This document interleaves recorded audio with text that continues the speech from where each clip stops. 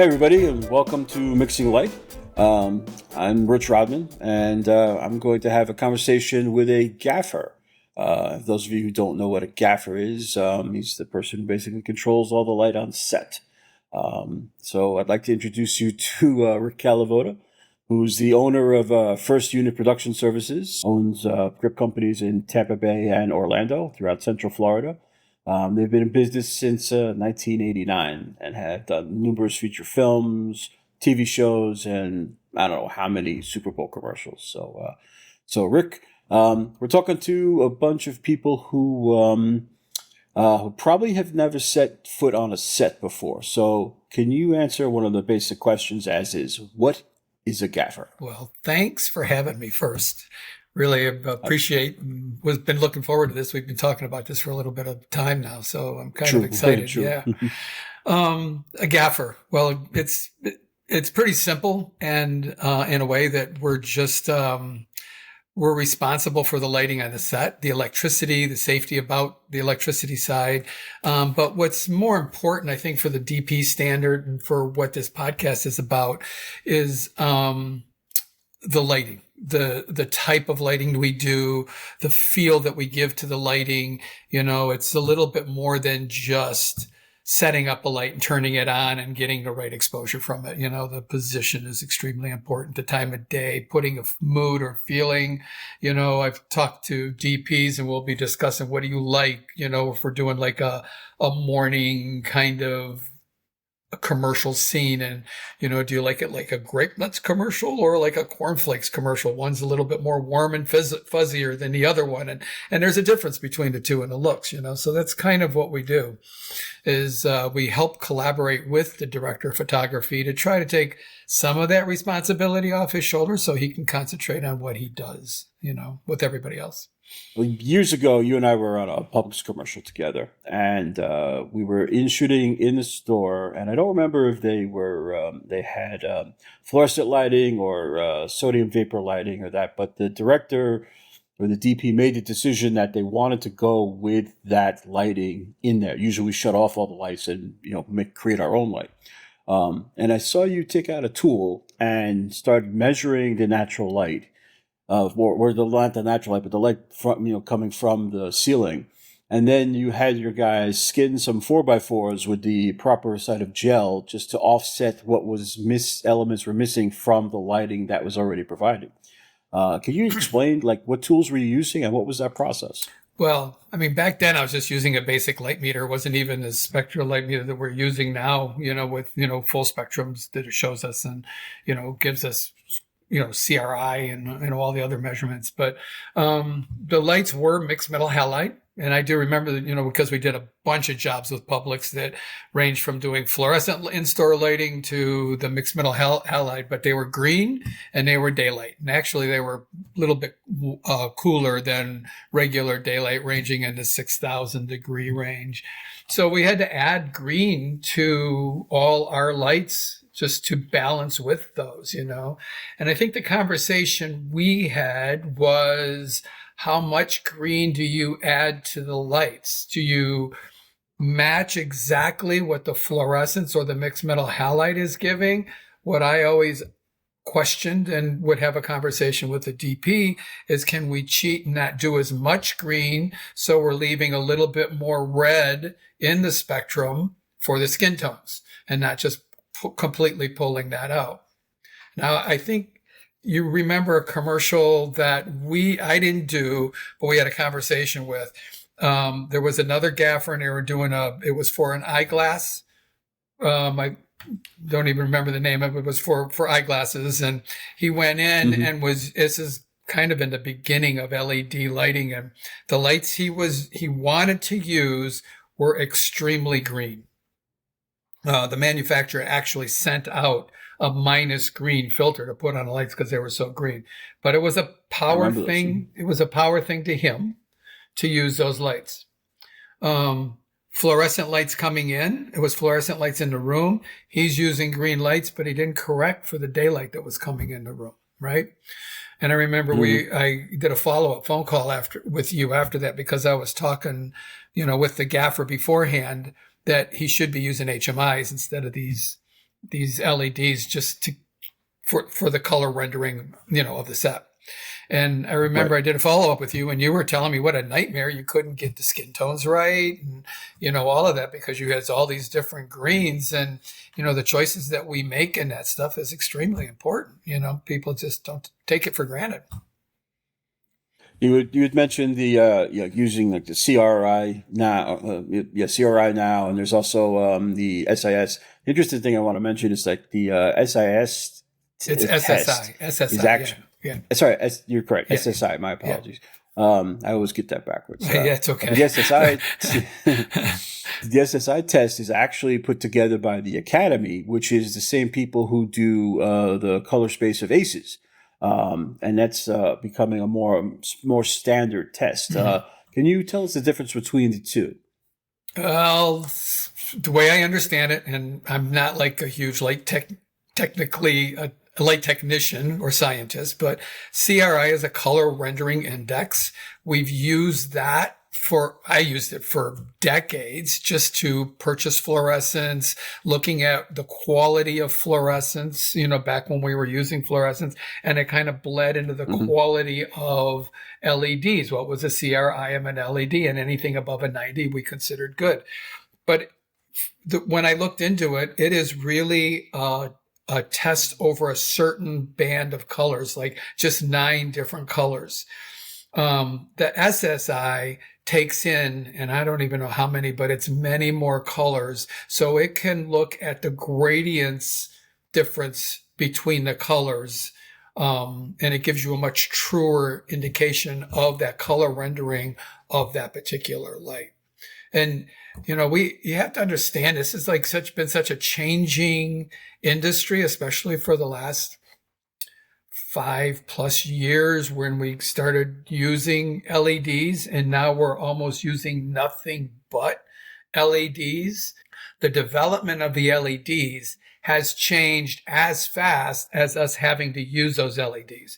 So 5 years ago, it's not the same LEDs as the LEDs that we're using now, or the science into mixing those. I know Aperture just had a video out that you shared with me that we were looking at.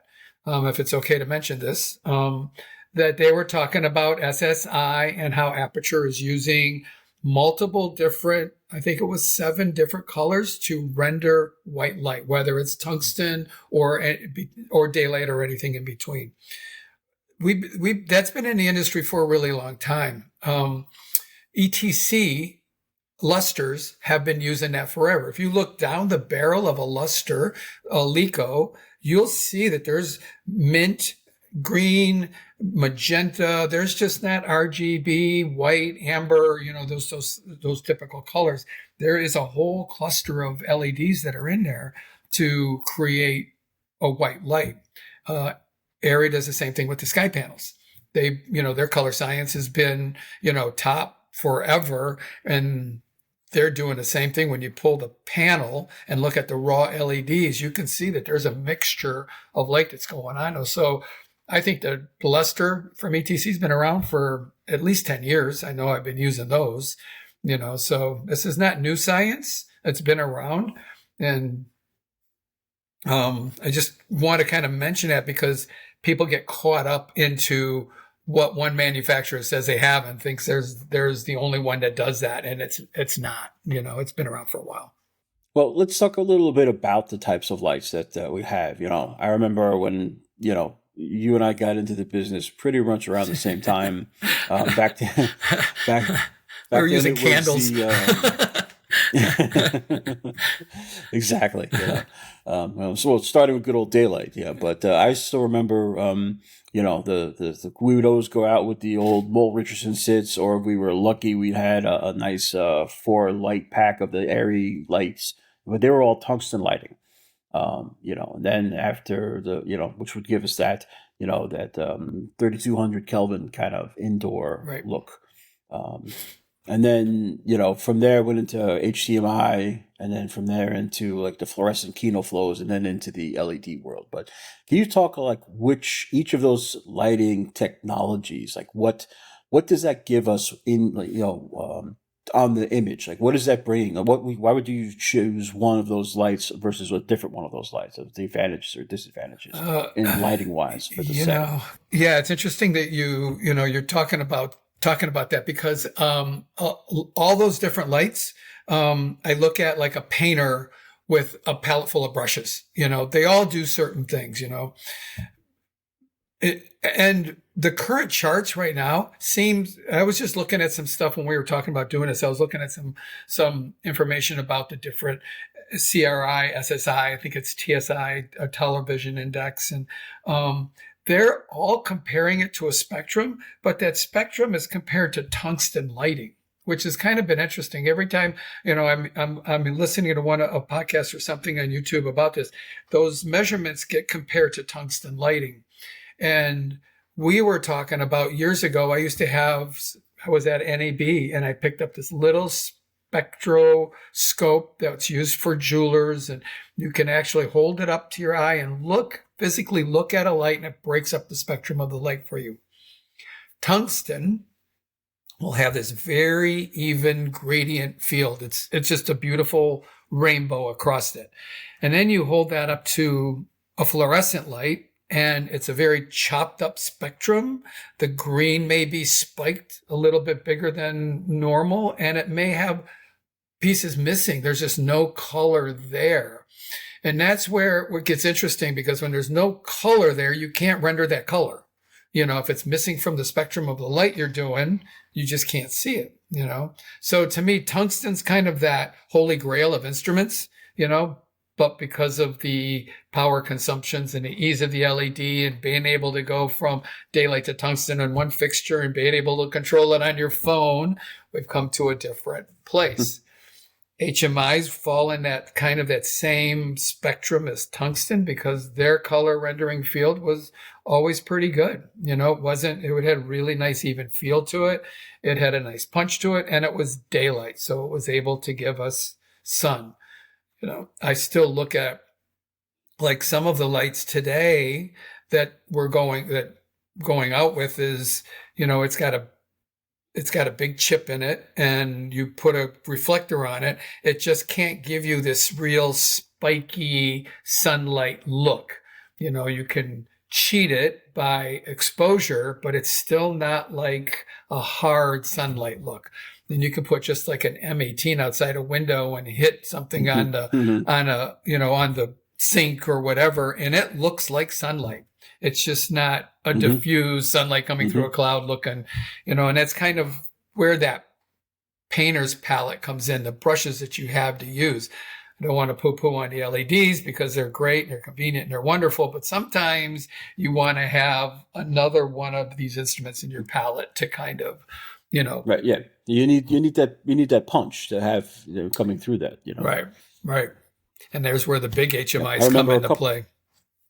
Go ahead. Yeah, well, I remember a couple of sets. We were shooting in a kitchen, and you had two 18Ks or two 20Ks out, coming through each of the window. And we had mornings, it was set up to look like morning sunlight all day long. All day 10-hour day, all shot on. Yeah, it's a great advantage that way. Well, and that's why you light like that, because you want to shoot throughout the day and have consistency, and you don't rely on the sun at all, So you're, a lot of times we're covering the windows from outside or blocking the hard sun from coming in. And it can be difficult because you got a light that's 20 feet away from the window shining into a light. You got to keep the raw light out, and, it gets tricky. That's where key grips come into place. And well, that was one of my questions. How do you handle the sun? If we have all this light that we're providing, we have to deal with the natural light, which is what we're used to looking at, right. Dealing with that. So I remember being on a set where a DP started with a 20K, and I remember counting, it went through 12 or 14 different elements in front of the light to get down onto here. We could have set it up with like a Joker or some other, much a smaller light, but he wanted to have all this diffusion of all step it all the way down. It was, and you probably know who I'm talking about too. So I think you're on that set. You were talking earlier about your conversations with DPs. So when does the conversation actually start about how you're going to sculpt this light, which will end up, defining the scene? How does that where does the conversation start, and how does that process develop? Well, typically we'll do a scout, show up the day before or a couple days before the shoot. And, we meet and we go through every setup, typically at the beginning of it, I'll show up a little bit early, and well, now I do it in my phone. I just grab my phone and pull out where the sun's going to be. And, I use Sunseeker, and it tells me what time of day the sun is going to be there and where it's going to be at any time of day. And then during the scout, the DP will look at me and say, where's the sun going to be, or when is the sun going to be in a particular place? Because where we're standing he would like the sun, later in the afternoon. I said, well, 2 or 3 o'clock will be a good time. And the schedule will be based upon that. So it's on the scout that we talk about that. I try to, with, all my years of experience, try to get into their head a little bit about what do they like. I'll ask the questions. How do you approach backlight? Do you like a lot of backlight? Do you not like backlight? So you try to kind of be a little bit more of a chameleon to their likes, and you can go off and start doing setups without much input from them, because you just kind of figure out. And sometimes I'll just start doing a setup, and if the DP isn't kind of on board with what I'm doing, I don't take it personally. We have a conversation and we change it up, and I kind of have to clue into what it is, what his look is. Sometimes that, on a multi-day shoot, it may take me a couple of days, to really clue in. And then he's not saying anything. I'm lighting and he's shooting, and that's how it works out. Well, who determines which kind of instruments get put on the truck to be brought to the set? We both do. The DP pretty much does, but I help steer that decision a little bit, based upon money. Sometimes money's a big thing. The budgets are, and, we can't always have what we want, or the DP can't always have what we want. So I try to make a suggestion to achieve what he's hoping to get the best he can within the budget. Over the past 5 years, we have both had shoots that have been on the LED volume wall. We're fortunate to have both here in Tampa and Orlando large volume walls, which major commercials and music videos all have been shot on. Sometimes I've seen them actually just going with the light emanated from the wall itself and not really adding any supplemental light. How is that lighting different than what, coming in with a particular light kit or LED lights? Using the light from an LED wall as a lighting instrument kind of sucks. When you do a color reading of it, I've been on those walls where the CRI was at 65. And you don't want to shoot with anything under 90. I remember I was on a shoot, and, we had the camera sitting there on the camera cart, and the camera cart is on, the monitor is on, and it just happened to be looking at a pack of Starburst that was, just a little pack of candy sitting on there. How Starburst is really yellow. And the AC pushed it out of our light, and it went into the light wall, and that Starburst package, I watched it go from yellow to brown, is how dramatic that was. And my theory of thinking with all of those is those video walls are meant to view. They're not built and engineered as a lighting instrument. You have all these companies that talk about how the effort that they take into rendering white light through their lights by adding all these colors, and to do that, like we talked about. A video wall doesn't do that. It's a television screen. There was no intention for using it as a light source when it was built. So I always feel like you got to come in with proper lighting when you do that. Yeah. Yeah. Particularly, some of those studios rent out for $30,000 a day. If you're going to spend that much in just a location, right, have proper lighting. Otherwise you're going to end up with nothing right that's going to be appealing when you're finished with it in post. And down the line, the colorist's hands are tied because, as you say, if the light is not there to begin with, it's really difficult to create it from nothing. Correct. Correct.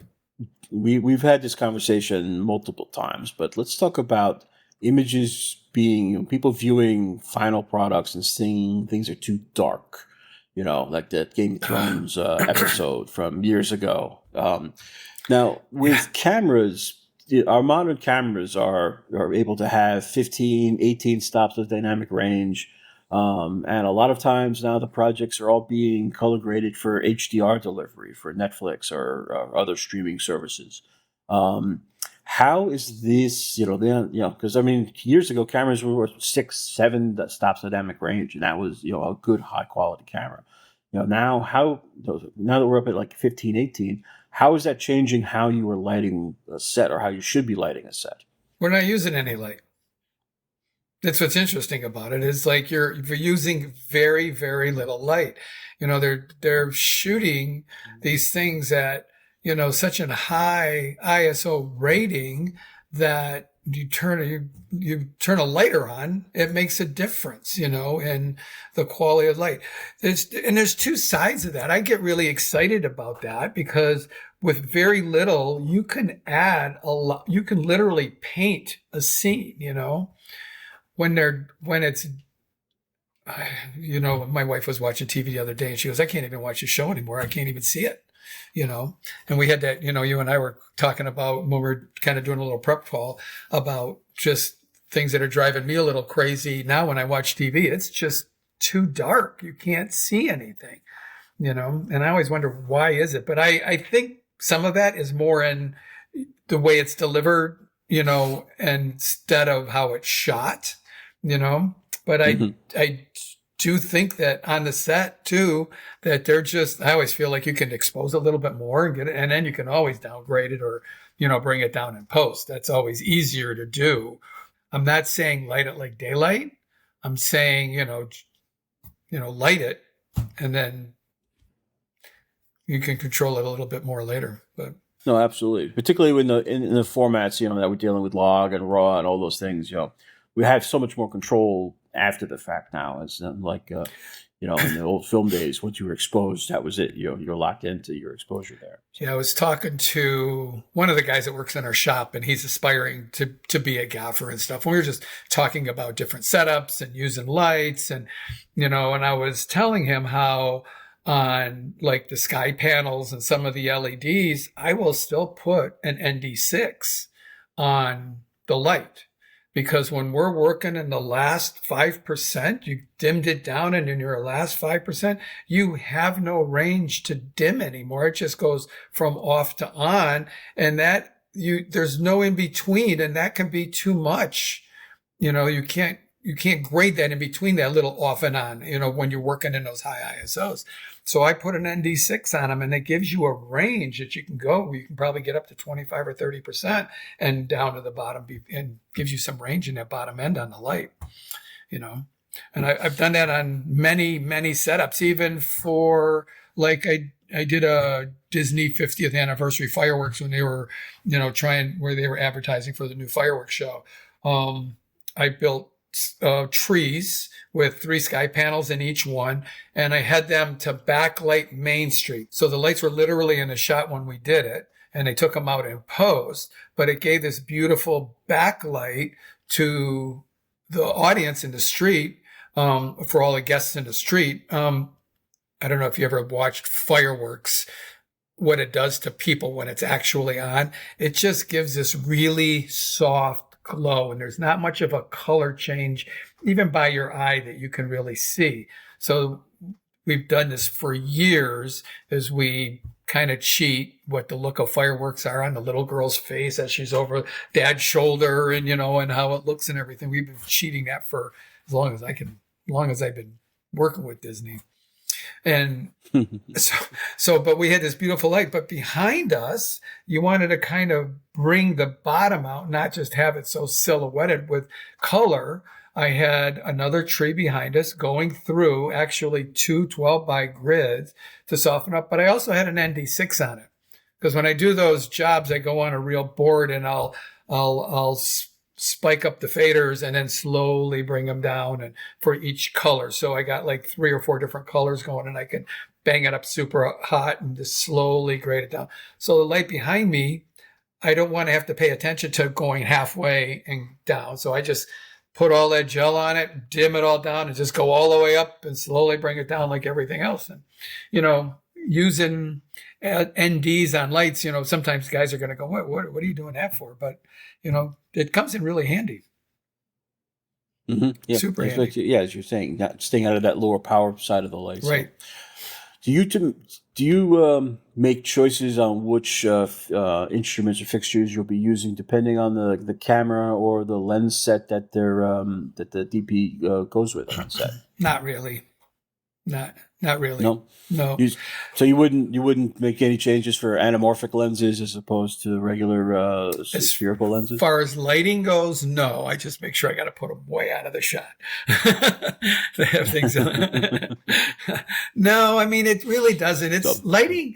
It should always be this way. There was a moment where I think we sidetracked where Sony, I remember there's a company, and they're going to remain nameless. I walked into their booth and I was complaining on how their lights were a little bit magenta.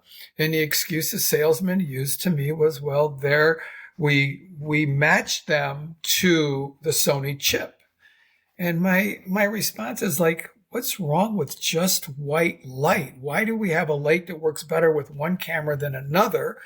We never had this before. You had film, you had tungsten, you had daylight, you had all the colors in between there that you could make, but it was white light, and you made your choices. So trying to make the choices based on a lens or a camera, I feel like it should just be white light and let the lens or the camera do what they do on their own based upon that white light.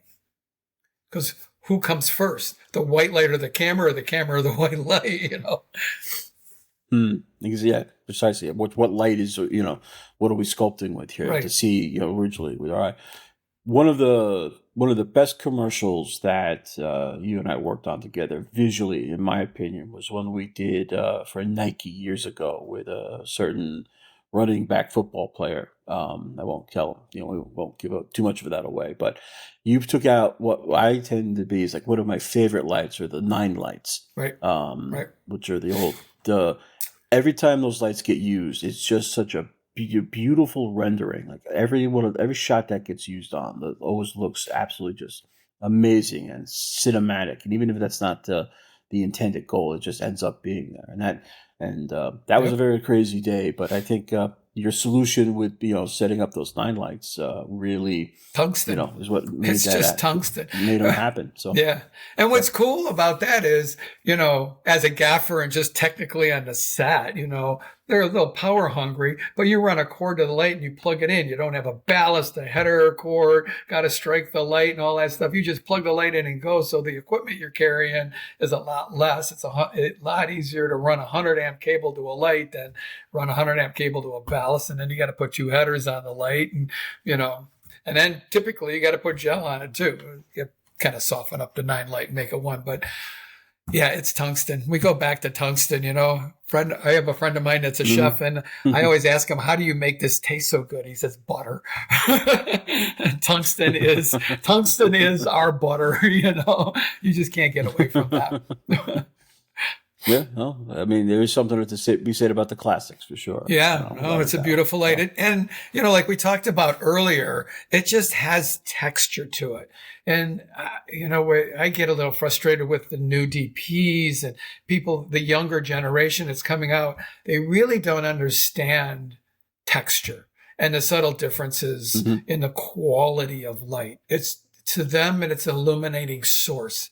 And it gets a little frustrating when it gets looked at like that, Well, that actually leads perfectly into my next question, because I was going to say, I tend to notice with younger DPs these days, they tend to keep going to the new, more modern LED aperture type environments. Right. Because that's kind of what they've, when they were in school, that's what the school had, because there's a price difference between an aperture light and the high-end airy lights. And they don't seem to ever utilize these really higher end lights, and less times I seem to see them on set. And it's like, you have access to these great lights. Why are you not using it? So Is that just something that DPs just need more exposure to, or how is that something that should be addressed moving forward? That's a great question. It's $1 million question. All these lights are all good tools, and some of these companies have done really good at marketing the light, but is it the best tool for the job? Not necessarily, even though it can do all of these things, there's other lights that do better. Some of the newer LEDs, it's maybe a 12K, and you put a dome on the front of it and a big umbrella, and you put a big diffusion on it, you've got nothing coming out of that light to create a soft light. Fortunately, cameras are a lot more sensitive and it creates it, but then I get into these conversations about, now you have no depth of field. You can't create depth of field. You're just stuck in the back end, of the lens wide open because you just don't have enough light to, just to do an interview with, and the importance of keeping the eye to the nose, and what 2 stops of light means, going from a 2 to a 4 is a big deal. So and doesn't mean you can't keep your background out of focus and any of that, but you don't have that choice. Well, you said, going, from your eyes to nose, we're talking about depth of field. So right. explain to how, what the lens setting is to create depth of field, and how that really makes a difference on visually what we're seeing on set. Well, the more light you have, the more the aperture of the lens gets smaller, which creates a larger depth of field. So if you're shooting a plate of food on a tabletop and you just as a, let me just, so a depth of field is how much space is actually in focus. Correct. So from the difference from the lens to a certain point is whether you have a smaller narrow range of depth of field or a wider range. Where you see, like, a lot of times in modern television, the person in the shot is in focus and the person on the other side of the table is out of focus. Where you would notice in television from the 60s or films from the 60s, both people might be in focus at the same time and have a conversation without the focus having to drift back and forth. Correct. Yeah. The difference is the depth of field of how much is being seen. Correct. How is that controlled by your lighting? If you want more depth of field, you have to create more lighting. The lighting has to be brighter. The ISO can drop too, or raise. You're going to shoot at a more sensitive ISO. So instead of like a 400, you're going to go at 800, and now you can go to 1600, and you can open the lens. You would close the lens more. Yeah, to create a larger depth of field, So, I've been on sets with even television shows and on some movies and stuff. And, they really want this really limited depth of field where it's 3/4 of an inch or an inch, so back to where I was saying, you can't get the nose and the eyes in focus at the same time because your depth of field is so shallow, and when you're working in our modern world today with the lighting that we're doing, kind of getting back on our subject, that, the lighting isn't always providing us with enough light for us to close down the camera to give us a depth of field, or to even give us the choice to do that, where I always feel like you want a choice. You don't want to get pigeonholed on set, because if the DP says, I'd like to open a stop, and you don't provide for that, you're screwed. You can't do anything, because lighting is logarithmic. If you have a stop of a 2 and you're using 1K light and you want to go to a stop of 2.8, you have to add a second. You have to double that light. So now you have 2Ks. Now, if you want to go from a 2 to a 4, now you have to have 4 1K lights. So it's logarithmic as it goes down. And it gets really interesting when you're doing high speed. So if you're doing high speed photography and you want to do the same thing, you may have 2 10K working on a set, or a 10K. And the DP wants to go up 2 stops. You got to add 4 10Ks to get up there. So you have to have that conversation in the beginning when you're doing your lighting plot about what range do we have to be prepared to go through. Because you can always light more and take it down, but you can't light and take it up because all of a sudden you don't have the instruments available to do it maybe. Right, yeah, it's just not there. The difference adjusting a lens at the 2-stop, you might have a depth of field that is, basically 6 inches, so you have just a person's face. And by dropping it down to a 4, you might be able to have a 4 or 5 foot range where, so if they're moving around, they'll still be in focus, and you don't have to have your first AC constantly chasing focus and possibly having a lot of soft shots in there. Right. Again, all choices, creative choices made, by lighting, what the available lighting is there. So, I tend to notice that everybody does want to have that short field. I remember being on a set where they were using Voigtlander lenses, which was a 0.95 stop. Right. Right. And we calculated that the depth of field was 2.5 inches. And we're trying to figure out exactly, what framing, but you could not talk the DP out of not being fully open all the time. And, it was just a artistic piece to say the least, that's all it could be. It's all soft, But, and a poor AC is eating tubs the whole day. Exactly. Trying to keep focus. Poor guy. Yeah, it's nothing you could do. Nothing you could do. So, if somebody was interested in learning about how to become a gaffer or sculpting with light or stuff like that, how would they go about that? Well, school's always the best choice. And then I don't know after that where to go, because to hone in on a craft, you and I have had this conversation in the past too. It seems lately we're lacking mentors where you get out of school and you work for a DP that's done his job. He's got his journeyman's card, for lack of a better way of putting it. And, you're working with a group of guys that have been on set for a while. Kids are getting out of school and are going right to work, and we're losing that lack of mentorship and what that means into creating a craft. A kid doesn't graduate from school and start doing finished carpentry right away. Now, but if they were starting off as a PA on set, they're recently graduated or a PA, would they want to become into the grip electrician department and then learn from there, or should they go into like the camera department and learn lenses and lighting and stuff like that? I always say that you should go where your heart follows you. If you're on the set and you're watching the grips more than anybody else, start helping them out, or do what you can to get to know them, let them know you're interested. I mean, we always encourage everybody to come by our shops, and poke in. And we encourage even technicians to come into our shops. And you could pull lights off the shelf and look at them and work them, try to figure out how to do all of the wireless technology that's out there nowadays, because it's all over the map, what you can do wirelessly.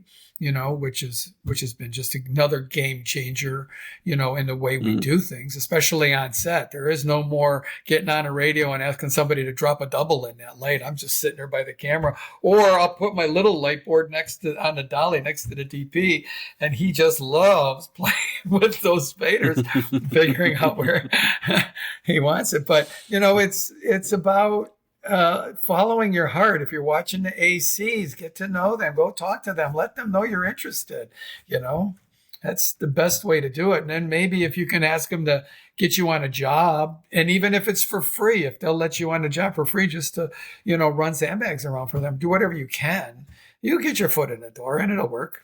Is there any kind of communication, when being on set, that you wish would get past? Obviously, there's script notes that go into the post-process, editors and stuff like that. Are there anything any information you think is necessary from what you do on set as a gaffer that should be passed along through the post-production process? Oh, no. No, because I think that's more the DP's job. Right. So my conversation would be with him, or my conversation would be with what his intentions are, to maybe help during the shoot. What are the intentions? Where's this going to go in the end? And I will go in the DIT's tent all the time. I've been there with you, and we talk about this stuff all the time. And you're telling me, well, the DP really wanted to do this when I'm questioning something. So we have those conversations. But it's really about the DP passes that on to the post, and he does his LUTs and passes that on, and that's where that goes. But do DPs talk about the fill and key ratios like a traditional like they traditionally did with film, or is that no longer a necessary conversation? So it's interesting. That's a great question. So do the DPs ask about fill and key and fill? Not as much anymore. We don't really worry about that with film. We cared because all the different types of film that you had reacted differently to the light, had different ranges to them, dynamic ranges to them. And you had to know your stock to know what that range was, not to put too much fill in, you needed more fill depending on the range of the film. And yes, the DPs and I would have that. They wanted a 2-to-1 ratio, or they wanted a 3-to-1 ratio. Even on the backlight, they wanted to stop over their key. So there was a formula you were given to do a lighting setup. Nowadays, since we got to the digital realm, we're just looking at it. So there is no conversation about the key and the fill. We're just like, can we bring in a little bit more fill, or can we add a bounce card here? And that's kind of where that goes now. With the way we talk about it, I think just the whole idea of from under lighting, putting a card from under and helping to lift up some of the shadows, even with some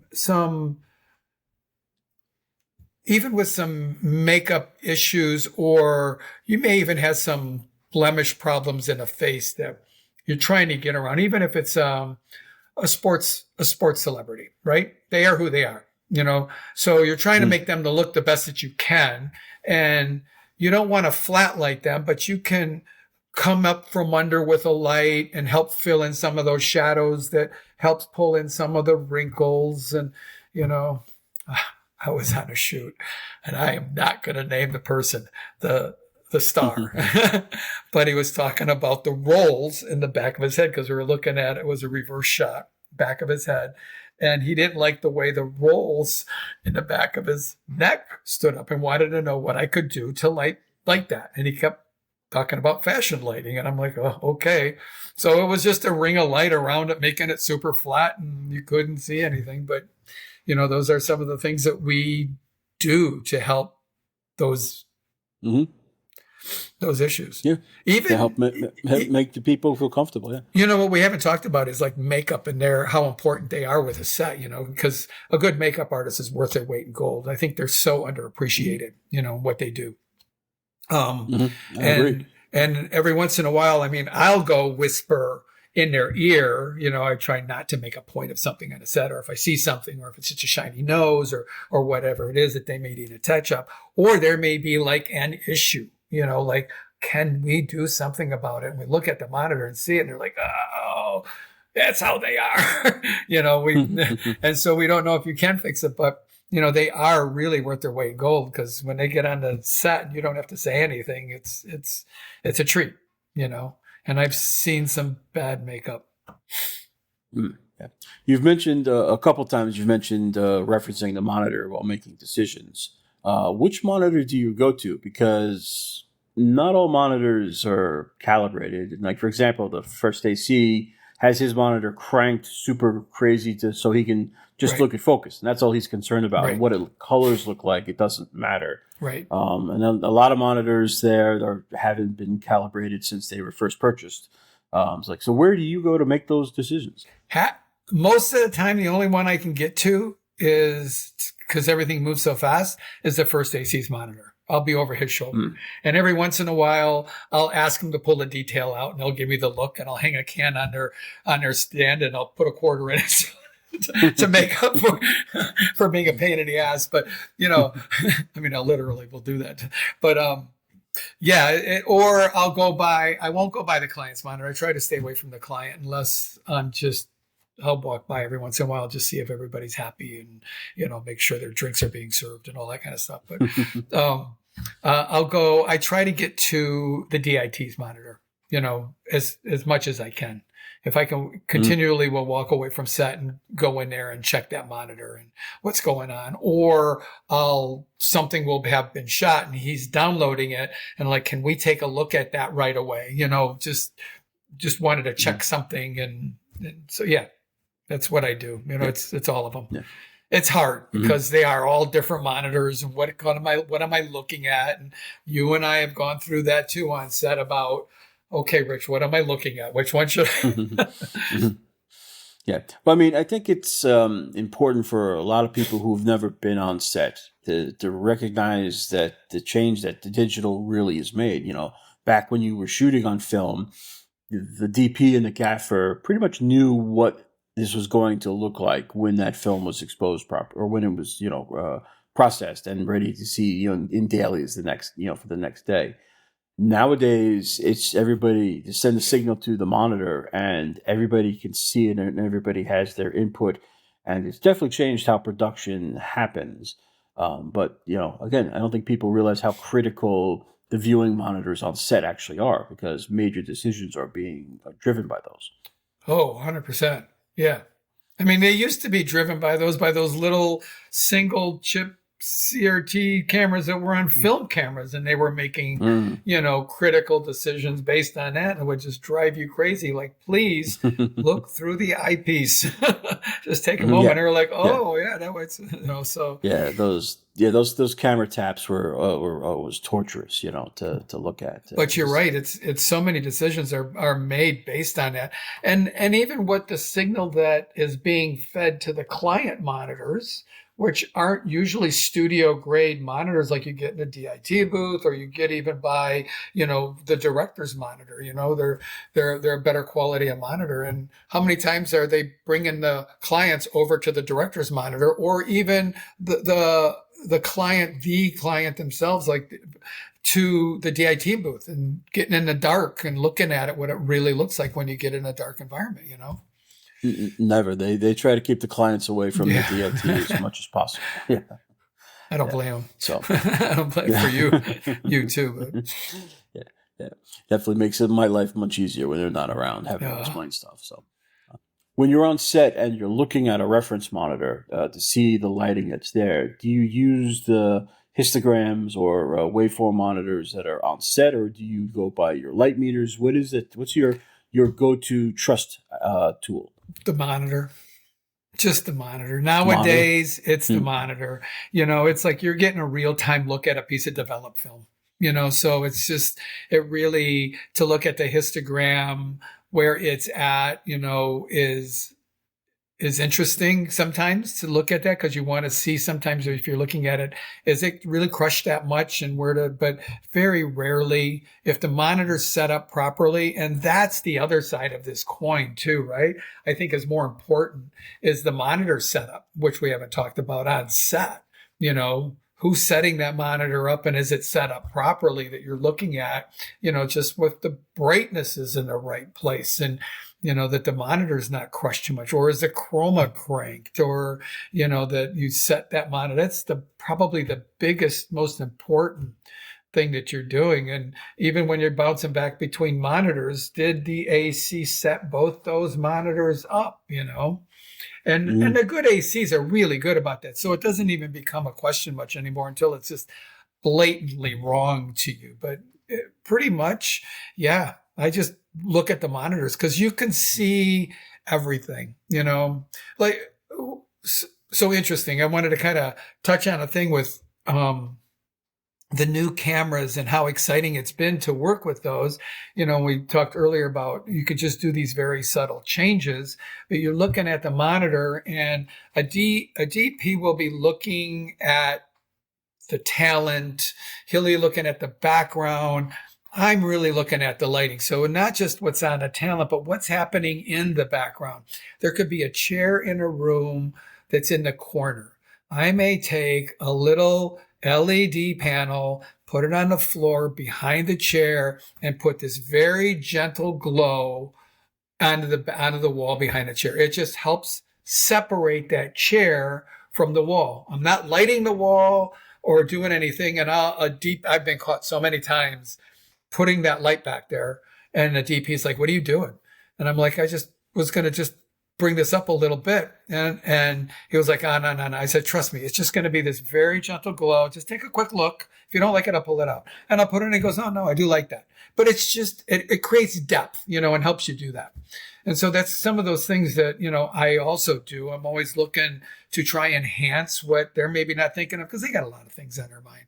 And a lot of times I'm working with a DP director where they're not only DP and they're directing too. So that puts all the lighting in your ballpark for them, because their mind is into performance and, everything else, and not costume, but wardrobe and what's going on. So and all the other elements, the art department, everything that goes into the image itself. Yeah. Right. So that's what I pride myself on, is that I've just been able to, be a crucial part of that set and have input, and not just where do you want the couch lady, kind of attitude to be involved. Right.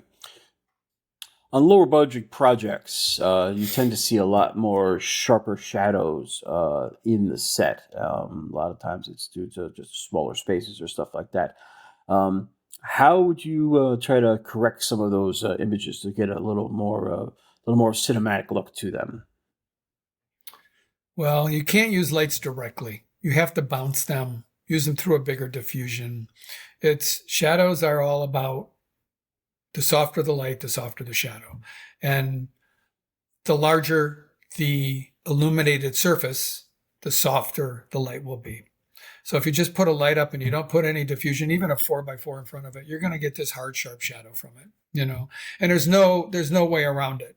So it's more about presenting the light properly than it is just turning on a light and doing it. So sometimes, is it intentional? And if it's not intentional, does the person really know what they're doing, with a low budget project like that, to get around some of that or stuff. Low budget, they don't have the grip supplies. They have a light, but they don't have all of the elements to do the softening in front of it. But to me, that's not always an excuse, right? Because you can use a bed sheet for a bounce, and use that to bounce into and create. You can shoot through a bed sheet, to make a softer light if you don't have that kind of stuff, You can hang it up on a clothesline with clothespins, for Christ's sake, and do that. So it's not always about that. I think it's about being creative with your lighting and not getting just caught up into the minutia of what you see on set and what's going on. It's like adding that ND. People will look at me like I'm crazy because I'm putting ND on a LED light. But, I want that lower end. I'm never going to use this thing at 100%. Give me the range out of that thing. So, no, but that's what you were saying. It's using those. You don't have to have 4x4s or sheets of opal or the different diffusions. 12x12 diffusions. There are creative ways to do that. Well, even to get softer light, you can take, like in low budget circumstances.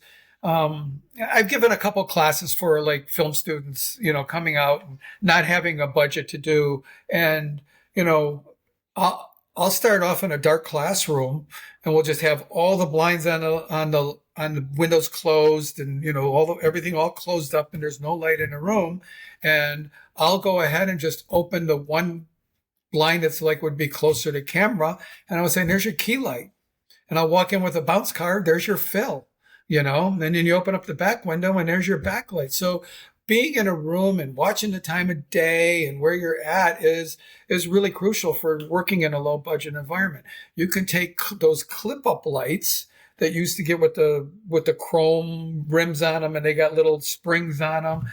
And you can just take on a piece of plywood, put 6 or 9 of those up and put light bulbs in and you got a nice big 9 light, Take a piece of cardboard, paint it white, and you got a bounce card, So there's so many ways to create tools with no money to go in, to a working environment with. And then if you have a little bit of money and you can get more, sometimes it's more about getting one or two instruments that you really can do, and you can fill it up with homemade stuff, and getting a handful of grip equipment that you can use to manipulate all your stuff. You could do a lot with that kind of China balls. China balls are insanely cool, you know. A lot of things we shot with China balls, and you would just right. give you just this beautiful glow, this nice warmth of a light, you know, that it's hard to mimic otherwise. Right. I built these gags that have 3 light bulbs in them, and I could put them on a flicker gag, so 3 cords coming out, and it was on a China ball rig, and there would be 3 light bulbs in a China ball, and I could put them in a flicker box and give this really beautiful firelight to them, you know, where I did a beer commercial, and then we had a whole crowd of people standing in front of a fireplace, and, you know, fireplace light doesn't put off any light. So I literally took these China balls and I had them in the room below the shot, hidden behind a coffee table or a group of people, that I had them on the ground and had them all on the same flicker box, and was able to create this beautiful glow within the room that looked like it came from the fireplace, you know. And it was a beautiful fireplace, but it was 3 bulbs in a China ball, you know. They work all the time. I've built these cores. I've just taken ribbon and wrapped it around a piece of plastic tubing, and they were bicolor, put them in a China ball, and I still use those, you know, when we do walk and talks, and I can have somebody on a boom pole carry a China ball, and I can wirelessly do the intensity and the color of them as they're walking through. Like, we'll do, you know, a family running through the park, and, you know, they're going through a couple of different lighting environments, so it goes from cool to warm to cool again, and you can make those changes. But it's a China ball and some ribbon light, you know. It's a pretty simple gag. Talk about why you guys are always swapping out the practical lights in a room environment. Because usually they're too bright, is what they are. So we'll put like maybe 40 watt, and they're too warm too. So regular light bulbs. And so we go into this whole new world of like LEDs and where they're at. So typically we're changing practical bulbs out in a set to get more control over them. I like to use, probably the go-to is a 40 watt reveal, which has kind of got a blue tinge to it. And they don't go so warm if you start dimming them down just a little bit to get them into the range. In the past, it could be like fluorescence you're changing out just to get rid of the fluorescence and creating a better environment. You know, even today, I think that's something we haven't talked about. If you don't, we kind of segue into something, you know, you go into these environments and there's still fluorescent lights that are being used in commercial environments. You know, most of them are LEDs, and trying to do the reading of those lights, and are they proper, or can we put better LEDs in? One quick fix that I do if I walk into an environment that I need to change fluorescence out, and let's just say it's less than 10 in the ceiling, I'll walk in there with a whole bunch of Titan tubes, and I have the Titan tubes already rigged with zip ties and magnets. I open the fluorescent light, just with magnets, put them up in the fluorescent light, close it, don't have to take anything out, don't have to do anything, and then I have total control. I have color, intensity over the whole thing, you know, which works out really well. And even if you're in a room and you go to close-ups and you're not seeing the ceiling and the DP's, like, can I turn those 3 back out in the corner? I'm just done. They're gone, you know, and it's really easy to give you control over that stuff. So now we have LEDs that we put in those. We change them out, put LEDs, regular LED practicals in, and I think Aperture makes a set. There's a couple of manufacturers that make LED light bulbs that you can put into lamps and over your app have control of. I built my own, did the same thing, wrapped a tube with color, with bicolor ribbon, and created what is 100 watt equivalent. So now I have a full range that I can go, and it's daylight tungsten, it's bicolor. And so now I can pick the color and the intensity that I want for the environment. Sometimes the ones from the manufacturers, the kits with the 6A bulbs in them, they're just not bright enough. It's usually what we come in bulb with. Yeah, just going back to what you were saying about the lights, a lot of modern lights being controlled by on Wi-Fi off of an app. I remember we were on set one time. We were shooting on a football field, and you had on the other side of backlights lighting, and they wanted to make changes. And normally before the Wi-Fi apps, you would have grips standing there on radios waiting to, having to sit there the entire shoot just in case you needed to make turn it a couple degrees. And now it's just dial it up on your iPad and instantaneously changes. In a good environment, you got a quarter mile. I'm on the other side of the lake at Universal, turning lights on and off that accent that whole background of City Walk and all that kind of stuff. I'm controlling it from the camera on the other side of the lake, It's amazing. Wireless DMX has just changed.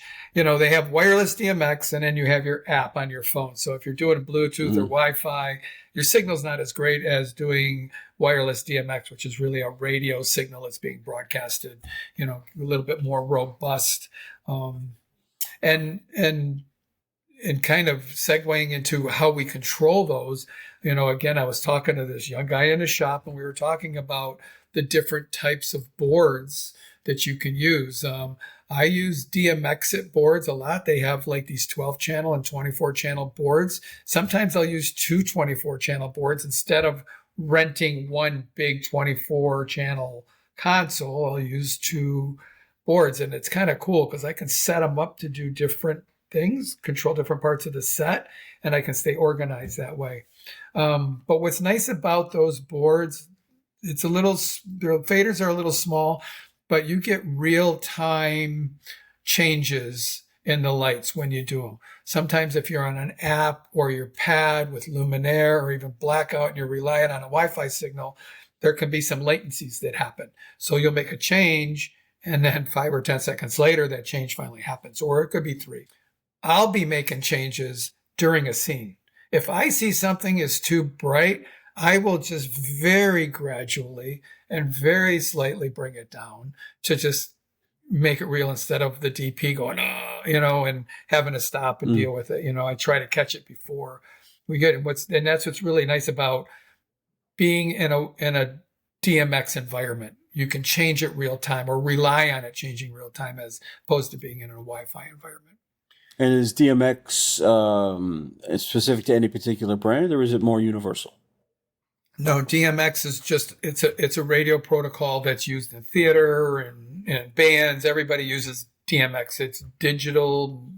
I don't even know what it stands for. It's either music or mixing for the M, but it's standard throughout all the industries. And we've kind of come to, there used to be two DMX. Well, I think there's still two DMX frequencies in the DMX environment. However, one is just used for Broadway. So they have their own proprietary DMX. And you do get into situations like in the parks. If I'm in Disney, there's a lot of crap going on frequency wise within those parks. Sometimes it doesn't work, and again, you got to be prepared for that, So I'm always carrying around. Usually when we're running in a park, I got a wooden box, my lighting board. I've got like some lighting in the board, and I'll carry a couple, like 300-400 feet of DMX so that I can just run it out to my lights right from the board immediately to span the gap because something not responding right. I go to another part of right. Yeah, I go to another part of the park and everything's perfect, So yeah. So, but you have to be able to react. Yeah. Well, again, it's being prepared, which is part of being a professional. And it's interesting to say, we've talked about how cameras have changed over the past few years, and now the grip and lighting world is changing, and as editors and colorists, our software and the tools we use are all changing. It's just how much the industry is constantly upgrading and how fast paced that is. It's hard to keep up with. It's Even hard. the It's still, technicians to keep up with the DMX, and every light works differently. Now they have their own receivers in them. You don't even have to put a receiver on a light. They usually come with a receiver in the light. And you have all these different brands that have their own proprietary website or their own proprietary control over an instrument. And what it makes it difficult to mix brands, because you can't get out, because everybody wants to use the app. You use DMX, everybody lives in the same world. So you can bring all that together. And I have talked to people that says, no, I don't like using that because then I can't use the app. And I'm like, use DMX, Yeah. And gives you access to so much more. Yeah. Yeah. So before I let you go, I'd like you to comment about this meme that it's been floating around the internet for several years. I'm going to put up on the screen now. So would you agree with this statement? Oh, yes. Probably 100% across the board. Yeah, we went back, makeup supplementing the lighting. Oh, yeah, of course they do. They're awesome. Can't say enough good about them. Now, producing puts food into the lighting. I think they put food onto the set so that the grips can eat and not eat the teacher, right? Yeah. A fed grip's a happy grip. So. Yep. So, and without lights, there is no film. So I'm just going to tell you a real quick story. I was trying to advertise First Unit. This is years and years and years ago. And there was an advertising team that was local to Tampa. And there's these two guys were awesome. They were just very creative. And they kept, they needed a place to shoot stills at. So they would come into, our studio, and I just did a trade-off for some advertising. So they came up with this ad, and it was a black space with a dialogue bubble that said, "Hey, Mikey, what you eating?" And it said, lighting makes all the difference, because it was just this black space with a dialogue bubble. And I don't think, what was it? Cornflakes? What was Mikey eating at the time? But it was like, "Hey, Mikey, what you eating?" You couldn't, life cereal. Yeah. You couldn't see anything. And underneath it said, "Lighting makes all the difference." And I thought, well, these guys are just friggin' genius at what they do. Excellent. Well, thank you so much for taking the time to have this conversation. And I look forward to the next time we get to be on set together. Yeah. Yeah. Thanks, Rich. Right? Thanks for having me. Oh, thanks. And thank you so much for the Mixing Light community for watching this. And if you have questions, please respond in the box below, and I'll do my best to reply. Or if you have a question for Rick, I'll ask him and see if I can have him reply. All right. Thank you very much, and have a great day.